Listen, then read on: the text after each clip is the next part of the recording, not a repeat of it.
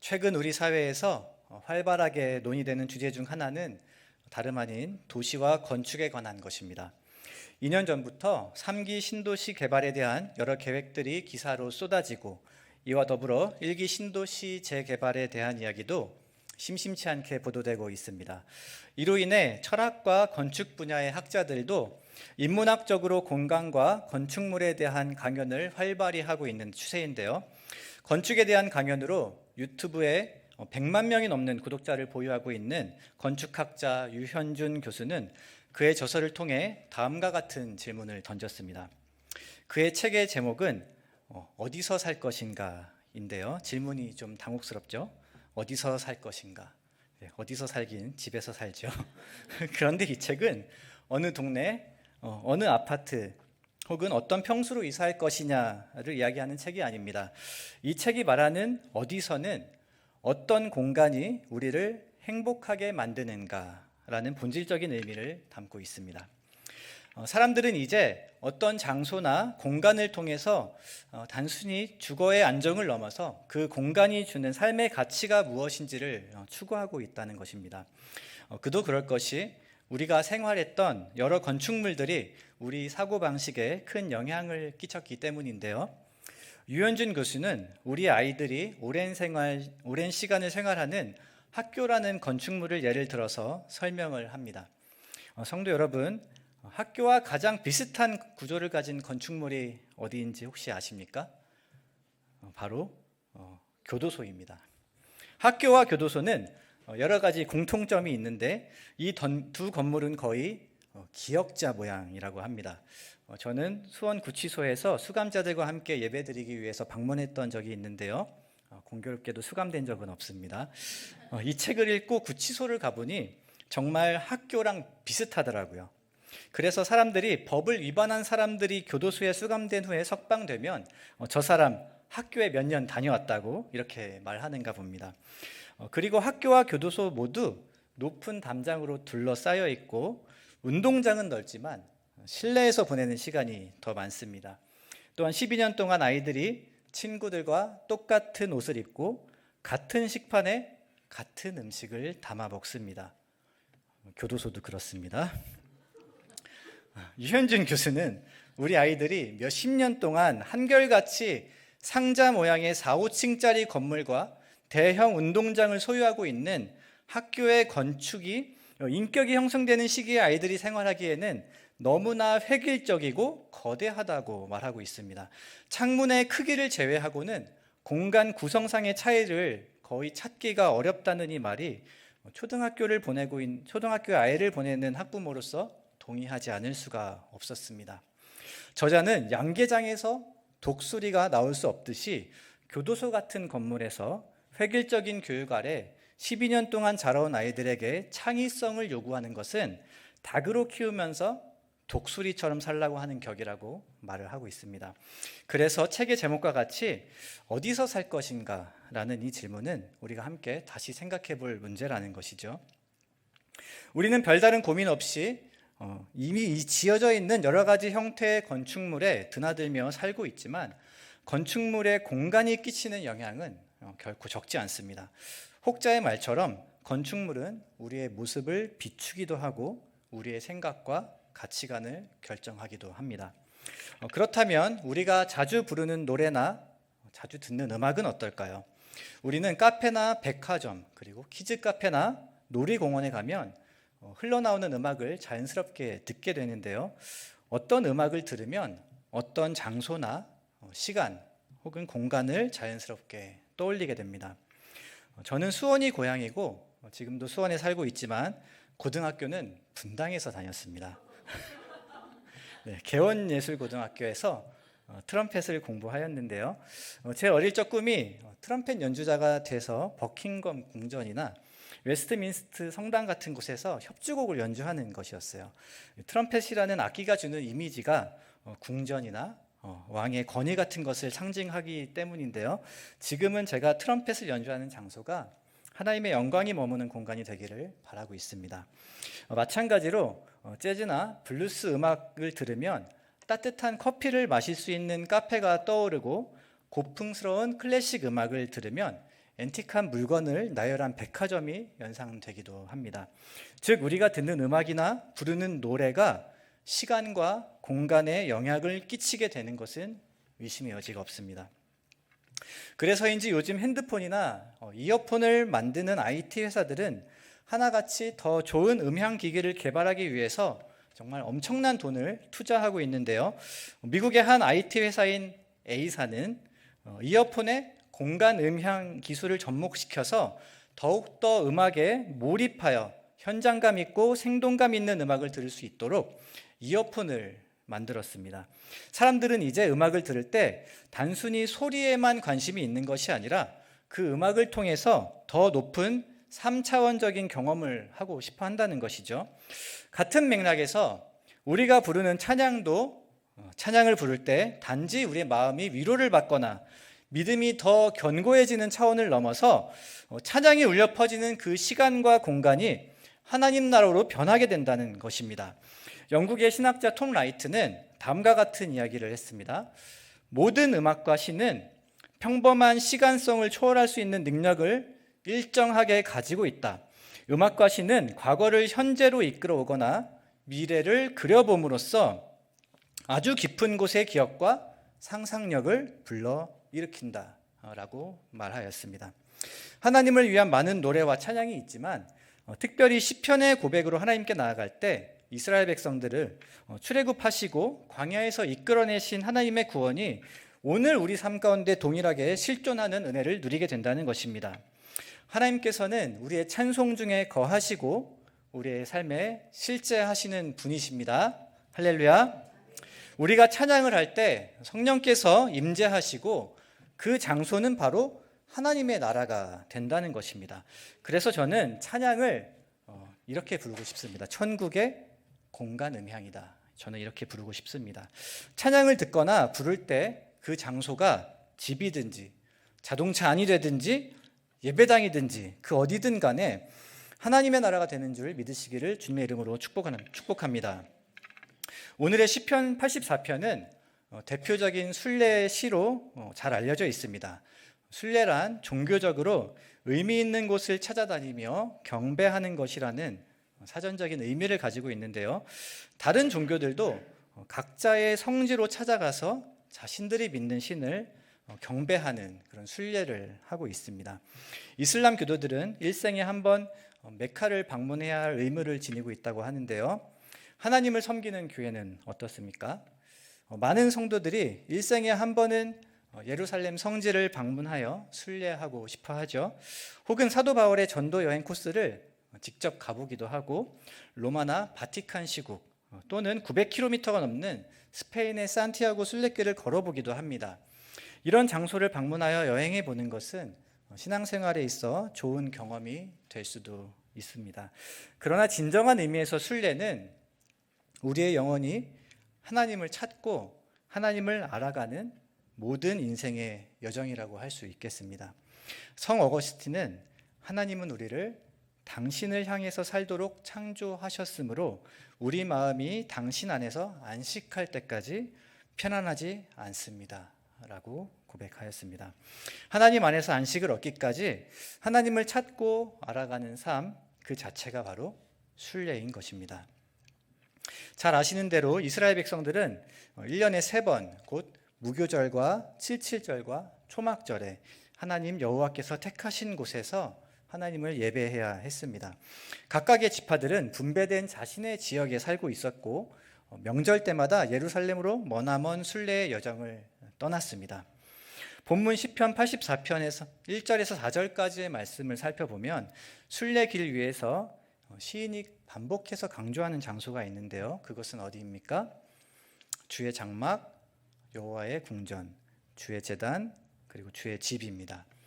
시인은 같은 장소를 다르게 표현하고 있는데 이들 모두의 공통점은 모두 하나님의 거룩한 이름과 임재가 머무는 곳이라는 점입니다. 이 시를 노래하며 주님께서 계신 성전이라는 장소를 떠올리고 있는 것이죠. 1절부터 4절까지의 말씀을 저와 함께 다시 한번 봉독하겠습니다. 시작. 만군의 여호와여, 주의 장막이 어찌 그리 사랑스러운지요.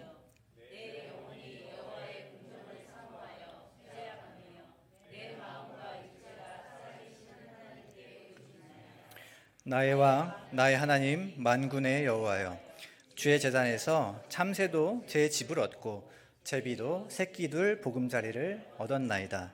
주의 집에 사는 자는 복이 있나니 그들이 항상 주를 찬송하리이다. 아멘. 순례의 여정 가운데 있는 이 시인의 마음은 온통 주님의 임재가 머무는 성전에 대한 그리움과 갈망으로 가득합니다. 심지어 시인은 자신이 그토록 하찮게 여기던 참새와 제비가 주의 제단에서 보금자리를 얻은 것을 보고 부러워하고 있죠. 저는 아파트 청약 당첨되신 분들이 부러운데 시인은 주의 제단에 보금자리를 얻은 참새와 제비를 부러워하고 있습니다. 그는 속히 하나님을 뵙고 하나님과 늘 함께 있기를 갈망할 뿐입니다. 주의 제단을 찾아가는 순례자들의 여정은 결코 순탄하지만은 않았을 텐데요. 지금처럼 자동차나 비행기가 없어서 수백 킬로미터에 달하는 거리를 때로는 짐승의 등에 올라타거나 짐승들이 지치면 걸어가야 했을 것입니다. 길 위에서 피곤한 순례자들을 노리는 강도들은 또 얼마나 많았겠어요.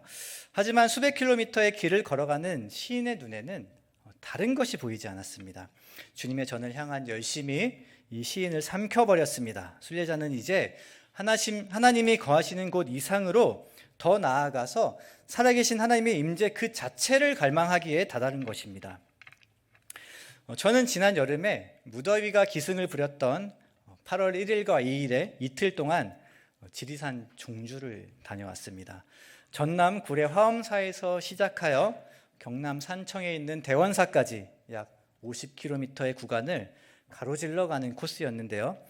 정말 말이 50km지 평지를 걸어도 쉽지 않은 거리를 제가 지리산 주 능선을 가로질러 가는 그런 다소 험한 코스를 종주하였습니다. 그때 저는 개인적으로 제 삶에 하나님의 부재에 대한 답답함으로 인해서 영적인 스트레스가 매우 심했고 도대체 어디에 가면 하나님을 만날 수 있을지 몰라서 굉장히 방황을 했습니다. 영적으로. 그래서 문득 생각한 것이 바로 종주였습니다. 종주. 저는 예전부터 이렇게 걸으면서 생각을 정리하는 버릇이 좀 있었고요. 걷는 것 자체를 굉장히 좋아했는데요. 그까이 지리산 종주 내가 못할 게 무엇이냐라고 생각하면서 큰 배낭에 옷가지와 전투식량 그리고 에너지바, 생필품 등을 챙겨서 구례로 가는 기차에 몸을 실었습니다. 가방 무게가 한 13kg 정도 되었던 것 같아요.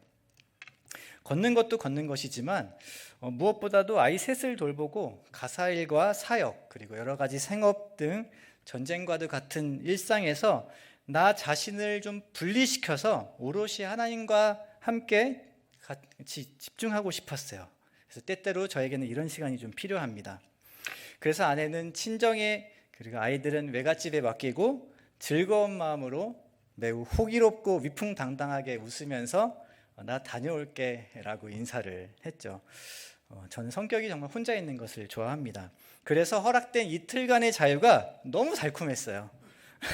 가족들과 헤어지고 비 내리는 호남선 전남 구례구역에 도착해서 그 화엄사 밑에 게스트하우스에서 4시간 정도 눈을 붙이고 새벽 1시에 일어나 짐을 꾸려 1시 반에 지리산 화대 종주를 시작하였습니다. 30분간 걸어서 새벽 2시에 화엄사에 도착했는데 살면서 한 번도 경험해보지 못했던 두려움이 갑자기 저에게 막 엄습하는 거예요. 살면서 영적으로 어두컴컴한 터널을 몇 번 통과했던 그런 경험이 있었는데 지금 제가 마주친 어둠은 실제 어둠이었습니다. 산은 산이더라고요. 길을 잃거나 발을 헛디디면 정말 말 그대로 죽는구나라는 생각이 스쳐 지나갔습니다. 헤드라이트를 끄면 정말 한치 앞이 안 보여요. 가다가 뱀이나 곰 같은 짐승을 만날 수도 있다는 경고 문구를 보니까 오금이 막 저리더라고요. 아니 국립공원에 곰을 왜 풀어놓습니까? 지금 생각해보면 정말 웃긴데 곰을 만나면 이렇게 대처하세요 라는 나무에 걸려있는 현수막이 정말 지금 생각하면 너무 웃깁니다. 성도 여러분, 산에서 곰을 만나면 어떻게 대처해야 하나요? 죽은 척하면 되나요? 네, 정말 어이가 없었습니다. 그래도 지리산에서 곰에 물려서 죽었다는 사람은 아직까지 없었다기에 무섭지만 산을 계속 올라갔어요. 그때 너무 무서워서 진짜 죽을 수도 있겠다 이런 두려운 마음이 있었는데 코가 땅에 닿을 정도로 경사가 심하다고 하는 그 코제라는 경사로가 있어요. 지리산 종주등선에 그 코가 이렇게 앞에 경사로 앞에 닿는 그 코제를 막 뛰어 올라갔습니다. 너무 무서워서 이때부터 저는 페이스 조절에 이미 실패했어요. 그렇게 날이 새도록 헐떡거리면서 어둠을 뚫고 4시간 30분 만에 해발 1440m 노구단 고개에 도착했습니다. 아침 6시 30분 정도 되었는데요. 표지판이 가리키는 거리는 해발 1915m에 천왕봉까지 25km, 종점인 대원사까지 36km였어요. 당연히 저는 하루 만에 종주할 수 없는 거리이기에 투숙하기로 했던 세석대피소까지 20km를 당일에 더 걸었는데요. 이 시간이 마치 저에게는 천로 역정과도 같았습니다. 다리가 이제 말을 듣지 않는 거예요. 노구단에서부터 세석까지 가야 되는데 20km를 더 가야 되는데 다리가 움직이지 않는 겁니다. 정해진 시간 내에 다다르지 못하면 산에서 비박을 해야 되는데 계속 걷자니 근육에 경련이 나서 통증 때문에 죽겠고 포기하면 산 중턱에서 조난당하게 되는 정말 진퇴양난의 상황이었습니다. 근데 산 중턱에서 탈진한 상태로 다시 밤을 맞이하느니 곰이 무서워서 대피소까지 기어서라도 가자라는 판단이 들어서 진통제를 먹으면서 세석 대피소 전 마지막 봉우리인 영신봉을 정말 기어 올라갔습니다. 저녁 8시에 세석 대피소에 겨우 도착했어요. 1시 반부터 밤 8시까지 36km를 걸은 거예요, 제가. 대피소에 도착했을 때 그 안도감은 정말 이제 살았다. 정말 이제 나는 살았구나. 진짜 죽다 살았네. 혼자서 얼마나 중얼거렸는지도 몰라요. 다시는 아이들을 못 만나게 될까 봐 두려워서 뭉친 허벅다리를 붙잡고 눈물 흘리면서 걸었습니다. 정말 순례 여정에서 만난 이 대피소는 생명과도 같은 곳이에요. 지친 몸과 영혼의 안식을 제공하고 다시 순례의 길을 떠날 채비를 하는데 이 대피소는 꼭 필요합니다. 우리 주님을 피할 산성이라고 표현하죠. 대피소와 같은 말이에요. 여기서 저는 중요한 영적인 원리를 몇 가지 배웠는데요. 사랑하는 성도 여러분, 믿음의 여정을 시작했다면 지치고 힘들더라도 그리고 피투성이가 되었더라도 계속 걸어가는 것이 낫습니다. 중간에 믿음을 포기한다고 해서 결코 더 나아지지 않아요. 한두 번쯤은 우리에게도 믿음을 이렇게 포기했던 시간들이 있잖아요. 계속 걸어가는 것도 힘들고 죽겠다는 생각이 들지만 믿음으로 걷다 보면 적재적소에 하나님의 도우심이 기다리고 있습니다. 할렐루야. 화엄사에서 저는 대원사까지 걸었는데 넘어야 하는 봉우리가 16개였어요. 13kg의 배낭을 메고 봉우리를 열심히 올라가면 다시 끝없이 내려갑니다. 그리고 또 다시 봉우리를 올라가고 또 내려가요. 계속 이렇게 걷다 보면 허벅지와 종아리 근육이 막 비명을 지르는데요. 육체가 피곤하고 지쳐가니까 이제 어떻게 되죠? 마음이 약해지고 여러 가지 유혹이 찾아와요. 그만하면 됐어. 이제 포기해 라는 음성이 계속 귀에서 계속 들립니다. 그럴 때마다 마주친 등산객들이 제 마음을 이해하는지 혼자 걷는 저에게 이렇게 에너지 젤리를 하나씩 주면서 조금만 더 가면 약수터가 있어요. 그리고 조금만 더 가면 대피소예요. 이렇게 말을 해주면서 용기를 주는 거예요. 저는 이 음성이 마치 하나님의 음성처럼 들렸습니다. 개인적으로는 이제까지 살면서 가장 긴 구간을 실제로 걸어본 의미 있는 시간이었는데요. 실제로 긴 구간을 걷다 보면 믿음으로 걷는 순례의 길에 대한 여러 가지 통찰을 얻을 수 있습니다. 그 중에서 가장 크게 느꼈던 것은 불평하면 더 힘들고 감사하면 육체의 한계를 초월할 수 있는 힘이 생겼던 그런 경험이었어요. 이 무거운 배낭을 어깨에 짊어지고 산을 오르락내리락 하니 육체와 정신이 정말 한계에 다다랐는데 그때 제 마음에서 두 마음이 치열한 싸움을 하더라고요. 바로 불평과 감사의 두 마음이었습니다. 걷다가 힘이 들면 가방을 집어내 던지면서 내가 왜 종주를 한다고 큰 소리 쳤던가, 이런 미련한 놈 이러면서도 중요한 물건이 들어있으니까 가방 버리지도 못하고, 이거 버리면은 이제 생명에 지장이 되거든요. 정말 의지할 게 없어요. 스스로에게 험한 말을 하면서 나를 여기까지 오게 만든 사람들하고 더 나아가서 하나님을 원망하는 마음이 막 생기더라고요. 신앙생활을 하면서 그럴 때가 있잖아요. 내가 왜 하나님 믿어서 왜 이 고생을 하면서 살고 있는가, 나는 차라리 안 믿었으면, 믿지 않았으면 속이라도 편했을 텐데, 그런데 신기하게도 불평하던 중에 그래도 감사하게 되는 이유를 갑자기 생각하게 되더라고요. 걷다 보면 별의별 생각이 다 듭니다. 그때 감사의 고백이 저도 모르게 막 나오게 되는 거예요. 하나님께서 만드신 자연을 거닐면서 산 밑에서는 볼 수 없었던 운해와 같은 아름다운 광경을 보게 해주셔서 감사합니다. 목이 마를 때, 물이 부족할 때 샘터를 지나게 하시고, 한낮 태양빛이 뜨거울 때 숲으로 피할 수 있게 해주셔서 감사합니다. 홀로 하나님과 독대할 수 있도록 배려해준 가족들에게 감사합니다. 힘들지만 산을 오를 수 있는 체력을 주시고 또한 참고 견딜 수 있도록 인내심을 주셔서 감사합니다. 이렇게 감사의 고백을 하니까 걸을 때 배낭이 가볍게 느껴지고 하나님께서 지으신 자연을 바라보며 감격하게 되었다라는 것입니다. 이렇게 힘든 종주를 하고 나서 제 영혼과 육체는 어떻게 되었을까요? 더 약해졌을까요? 그렇지 않습니다.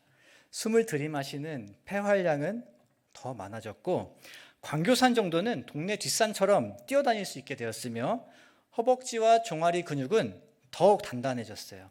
근육은 찢어지고 아무는 과정을 통해서 더 성장합니다. 제 정신도 더욱 성장하게 되었는데요. 포기할 수밖에 없는 상황에서 참고 인내하고 버티는 경험을 하고 나니까 비슷한 갈등이 찾아왔을 때 그 내적 갈등을 무시하고 하던 일을 계속 할 수 있게 되었다는 것이죠. 마찬가지로 삶의 여러 가지 위기와 고난 그리고 어려움이 닥쳤을 때 그 순간이 지나고 나면 우리는 더 영적으로 성장하게 됩니다. 하나님께서 삶의 위기의 순간을 견뎌낼 수 있는 힘을 주시기 때문이에요. 그래서 사도 바울은 고린도전서 10장 13절 말씀에 이렇게 고백합니다. 사람이 감당할 시험 밖에는 너희가 당한 것이 없나니 오직 하나님은 미쁘사 너희가 감당하지 못할 시험 당함을 허락지 아니하시고 시험 당할 즈음에 또한 피할 길을 내사 너희로 능히 감당하게 하시느니라. 아멘. 본문에서도 6절에 순례의 여정 가운데 만나게 되는 눈물의 골짜기를 지날 때조차도 그곳에 많은 샘이 있을 것이며 이른 비를 만나게 될 것이라고 말씀하고 있습니다.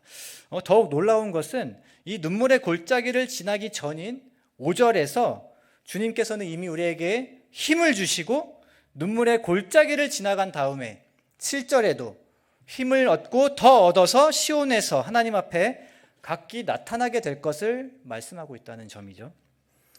인생을 돌아보면 풍요로울 때가 있는가 하면 궁핍할 때가 있습니다. 건강할 때가 있으면 병들 때가 있죠. 태어날 때가 있으면 죽음을 맞이해야 할 때가 있습니다. 푸른 초장과 쉴만한 물가가 있는가 하면 사망의 음침한 골짜기, 눈물의 골짜기를 지나야 하는 때도 있습니다. 왜 하나님께서는 우리 인생에 이토록 대비되는 두 가지 상황을 허락하셨을까요? 그것은 은혜가 은혜되게 하기 위해서입니다. 우리의 삶에 절망이 없고 기쁨만 있다면 우리는 그것을 기쁨으로 인식할 수 없어요. 또한 배고픔이 없다면 우리는 배부름을 모를 것이며 어둠이 없다면 빛을 빛으로 인식할 수 없게 될 것입니다. 그래서 고난은 축복이며 고독한 눈물 골짜기는 오히려 하나님의 임재로 가득하게 되는 것입니다. 우리는 고통 가운데 있을 때 오히려 하나님의 임재를 바라고 찾게 되죠. 이것이 신앙의 역설입니다. 하나님을 만날 수 없는 순간에 우리는 더 하나님을 찾고 있잖아요. 사랑하는 성도 여러분, 바로 이때가 하나님과 가장 가까운 때입니다. 하나님께서는 언제 어디서나 우리와 함께 하시는 분이심을 기억하시기를 주님의 이름으로 축복합니다. 우리는 눈물 골짜기를 지나기 전에도 지난 후에도 주님의 힘에 둘러싸여 있습니다.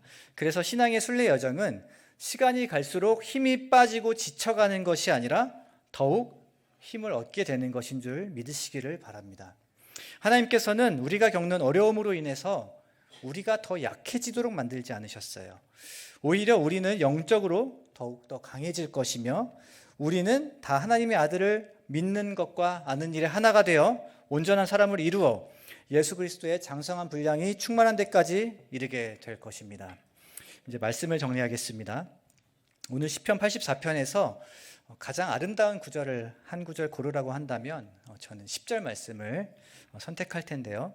유진 피터슨의 메시지 성경은 조금 더 노골적으로 이렇게 표현합니다. 제가 읽어드리겠습니다. 주의 집, 이 아름다운 예배 처소에서 보내는 하루가 그리스 해변에서 보내는 첫날보다 낫습니다. 내가 죄의 궁궐에 손님으로 초대받느니 차라리 내 하나님 집 바닥을 닦겠습니다. 할렐루야. 사랑하는 성도 여러분, 이 고백이 우리의 고백이 되었으면 좋겠습니다. 우리는 살면서 멋지고 근사한 도시를 방문하거나 해변을 갈 때가 있어요. 그리고 때로는 눈물 골짜기를 지나가겠지만 결국 우리가 다다를 곳은 하나님께서 함께 하시는 예배 처소이기를 바랍니다. 하나님의 아름다움을 바라보며 경배할 때 우리는 더욱더 하나님의 형상으로 회복될 줄로 믿습니다.